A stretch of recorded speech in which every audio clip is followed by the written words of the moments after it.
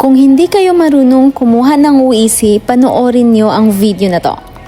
Kabayan, paulit-ulit ka bang nagbabakasyon sa Pilipinas at hindi mo alam kung papaano kumuha ng OEC online? Narito ang tips kung papaano mapabilis ang pagkuha ng iyong OEC. Type nyo lamang po sa Google onlineservices.dmw.gov.ph.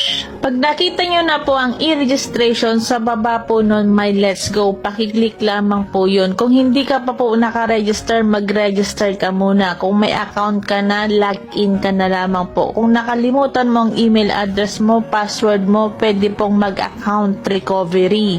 Pagkatapos po natin malagin ang ating registered email address at saka password, nandito na po tayo sa dashboard ng ating e-registration. Kung makikita nyo at mapapansin nyo guys, doon po sa right side, may nakalagay po na balik manggagawa. Pakiclick lamang po yun kung isa kang OFW at magbabakasyon po sa Pilipinas. Pagkatapos nyo pong maklik ang balik manggagawa, nandito na po tayo sa initial assessment. So hinihingi po ang inyong mga passport copy. Kailangan po yan i-download at saka yung Pag-ibig MID number. Yung Pag-ibig okay lang kahit wala.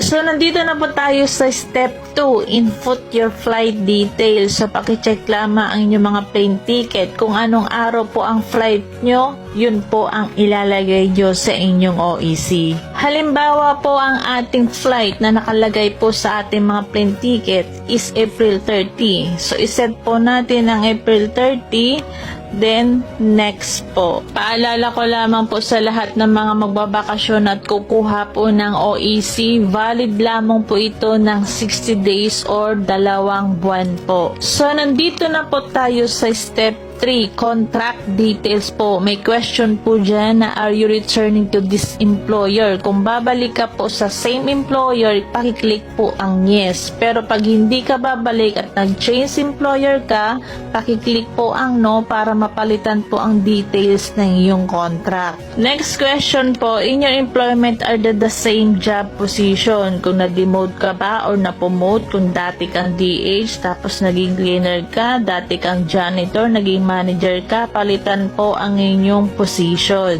Pag okay naman at tama ang inilagay ninyong information ng inyong flight details at contract details, pakiclick lamang po ang yes. Nandito na po tayo sa last step. Dun po sa right side, may nakalagay po dyan na please bring your ICAMA or resident ID. Kahit nasaang bansa ka man, kung balik manggagawa ka, kailangan po nating dalhin ang ating resident ID. Doon po sa taas, may nakalagay po dyan na view OEC. So, pakiclick lamang po yun para lahat po ng mga information na nasagutan po natin, mako-convert po siya into PDF. Para naman sa mga OFW na balik manggagawa, pag hindi po kayo nakakuha ng OEC online, kailangan nyo pa rin mag-register ng e-registration para makakuha po kayo ng appointment sa DMW para makakuha po kayo ng OEC. Eto guys, nakakuha na tayo ng OEC online. Para sa lahat ng mga first timer or yung first time na magbabakasyon sa Pilipinas, hindi pa po kayo makakuha ng OEC online. Pumunta po kayo ng DMW, kumuha po ng appointment para makakuha po kayo ng OEC.